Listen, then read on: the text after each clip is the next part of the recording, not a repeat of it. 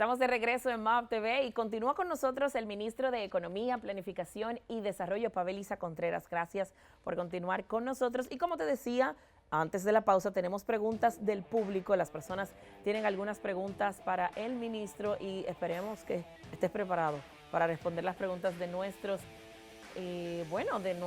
televidentes. Vamos a ver si ya las tenemos listas por aquí. Adelante. Buenos días, mi nombre es Alexander Castillo.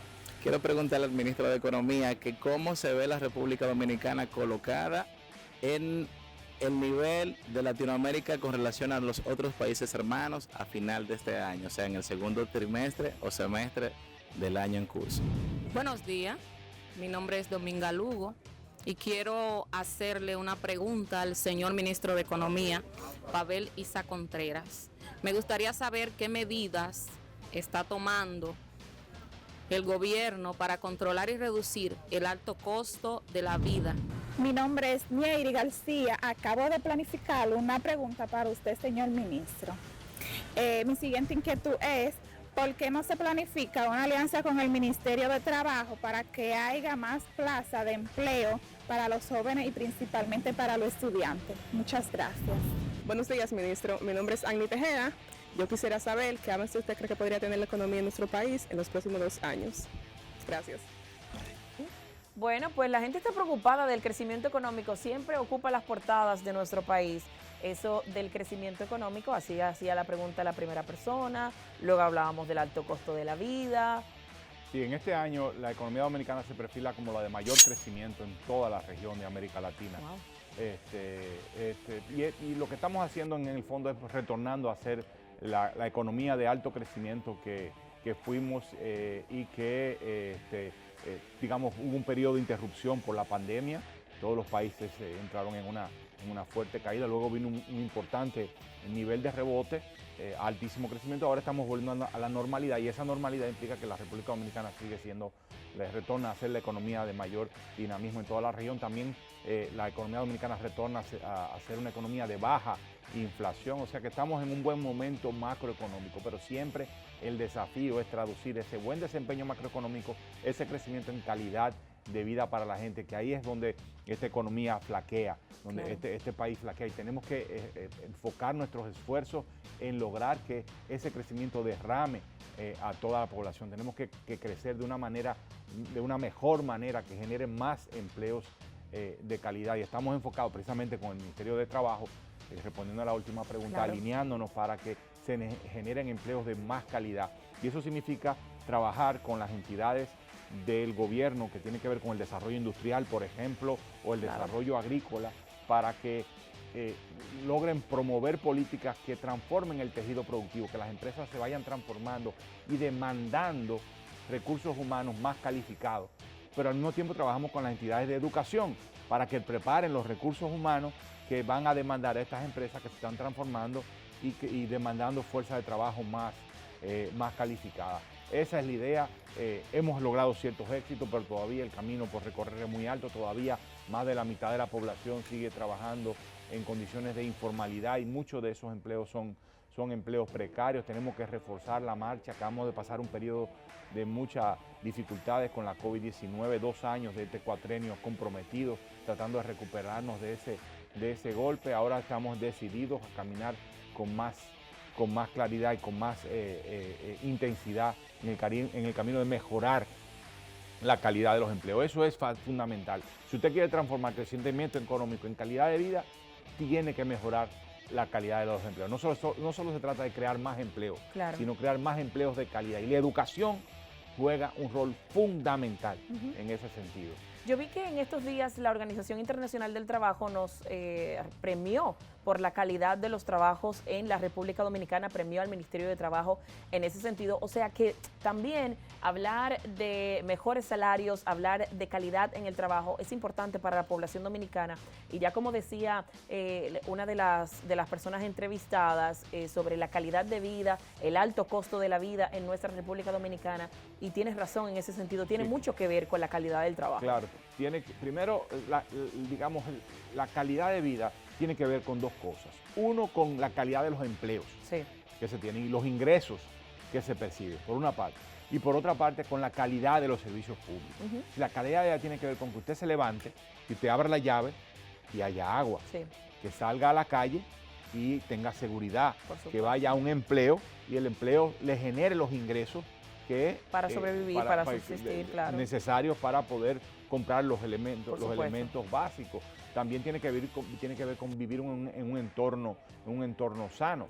Y por supuesto, cuando usted va al supermercado, que los precios no sean tan altos que no le permita comprar esa canasta básica. Por suerte, en este momento ya la inflación ha vuelto a ser baja. Vivimos 2 años junto a todo el mundo, no fue solo la República Dominicana, en todo el mundo vivimos un periodo de muy alta inflación. 2021 y 2022 fueron años en donde la inflación, es decir, el ritmo de crecimiento de los precios, siempre crecen, pero en esos 2 años crecieron al doble de lo que crecían normalmente. Ya en 2023 y lo que va de 2024 estamos en un crecimiento normal de los precios, pero la canasta sigue alta. Entonces ya no hay que hacer tanto esfuerzo por reducir los precios, ese no es el objetivo, sino que los precios se mantengan donde está y hacer que los ingresos de la gente aumenten más velozmente de lo que aumenta la inflación, de tal manera que la gente tenga más capacidad de comprar. Y eso se hace logrando empleos de más calidad.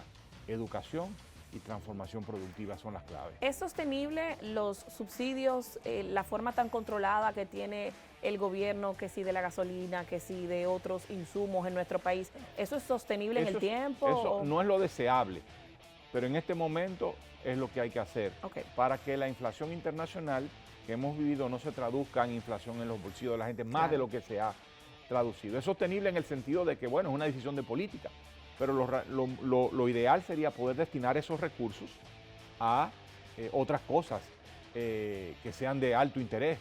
Es decir, usted está subsidiando la gasolina para que los precios en la bomba no suban más de lo que han subido, que se mantengan estables, pero usted tiene que ser consciente de que ese dinero lo está sacando de probablemente expandir las redes de un acueducto en alguna zona en el sur del país. Para poner un ejemplo, usted tiene que tomar decisiones difíciles. Entonces, ¿qué usted va a hacer? ¿Va a expandir la red de agua para mejorar la calidad del servicio o va a dejar que el precio de la gasolina suba, o mantiene el precio de la gasolina controlado, o busca un intermedio? Esas son las decisiones a las que se enfrenta continuamente el Estado dominicano.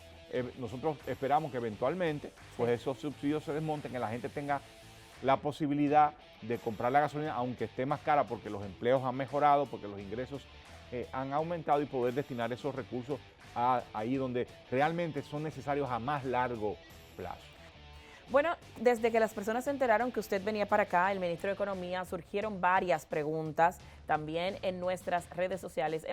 Tenemos una por aquí en producción que hemos seleccionado porque nos pareció muy interesante y tiene que ver con las instituciones, con administración pública, que también es parte importante de todo lo que tiene que ver en materia de Estado. La tenemos lista, ahí está. ¿Cuándo las instituciones formularán el presupuesto acompañado de los indicadores de gestión esperado? Así habría una administración por resultados.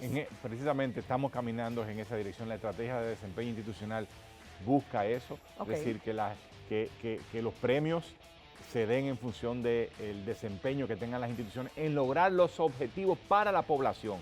Eso es lo importante. No es solamente lo que usted haga, sino que eso que haga beneficie directamente y sea de satisfacción del ciudadano. Y sea de satisfacción, correctamente. Entonces, estamos caminando precisamente en la dirección de la pregunta, en buscar resultados para la gente.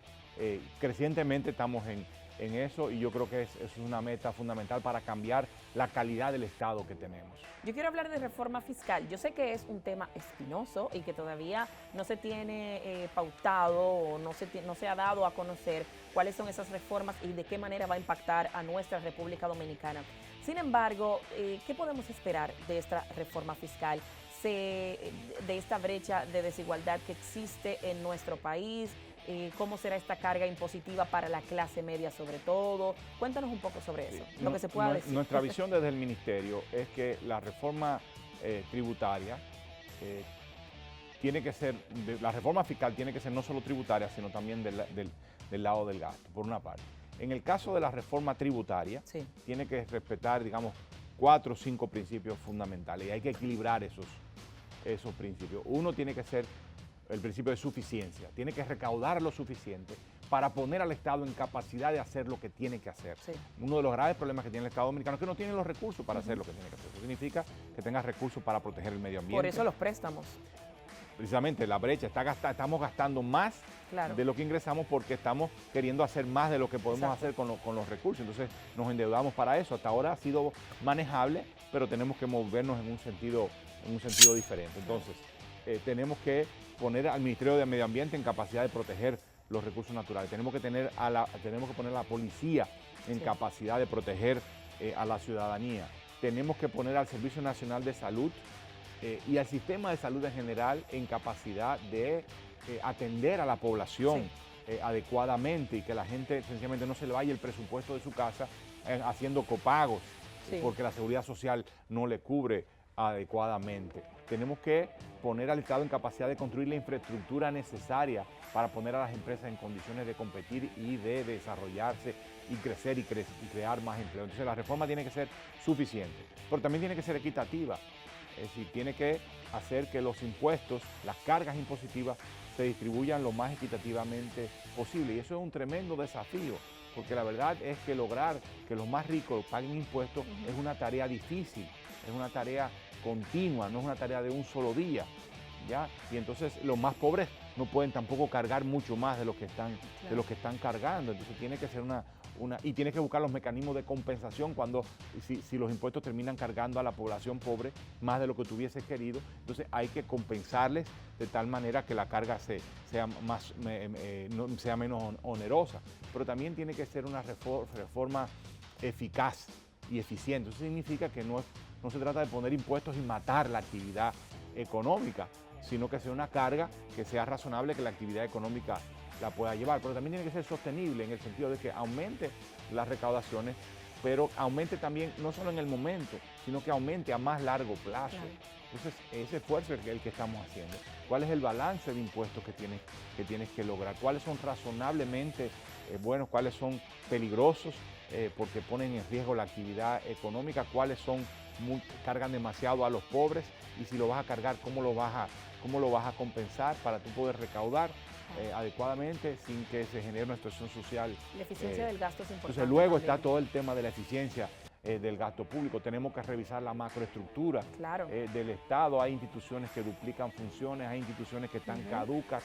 Pues eso tenemos Se que han tener. suprimido algunas también. Tenemos que tener la valentía de seguir ese camino de suprimir las instituciones que no tienen Claro. sentido o fusionar instituciones cuando duplican o fusionar funciones, bueno, no tiene que ser necesariamente instituciones, Claro. sino que si una institución dos instituciones tenían la misma función, Puede pues usted asumirla una. le quita la función a una Sí. y se la pasa a la otra. Pero Excelente. también hay que mejorar la calidad, de vigilar más la calidad del gasto público, reducir los desperdicios, por ejemplo, también fortalecer la capacidad del personal del Estado para que los recursos que se invierten en ese personal tengan mayor rendimiento para la población.